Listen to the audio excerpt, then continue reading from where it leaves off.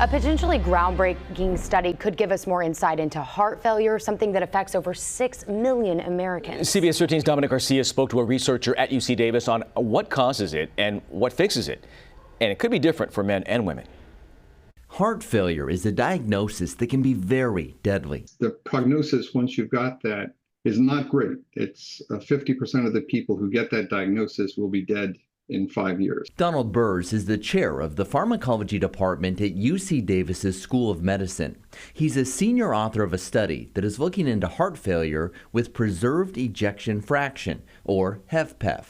It affects about half of people living with heart failure. None of the medicines that work well for patients who have what we call traditional heart failure, that is heart failure with a reduced ejection fraction where the heart just can't pump strongly enough.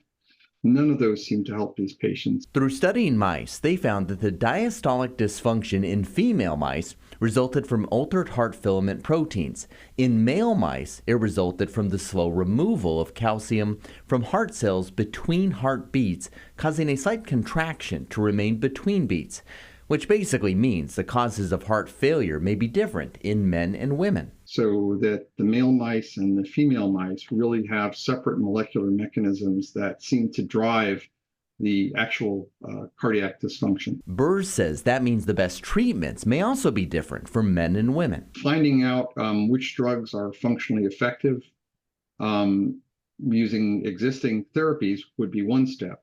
And another step would be to design new, more molecularly targeted therapies, which is another angle we're trying to pursue. You must be pretty proud of your team. This seems like a big deal. Yeah, I am. It took a lot of people. A lot of research still has to be done, but this is a great start. And for anyone worried about heart failure, talk to your doctor and get to the gym. Doing things like exercise and, as I said, managing other factors that can increase the likelihood that you get heart failure in general. Obesity and diabetes are common in people with HFpEF, as they mentioned that. The findings were published in Cardiovascular Research. We have it posted on our website, cbs13.com.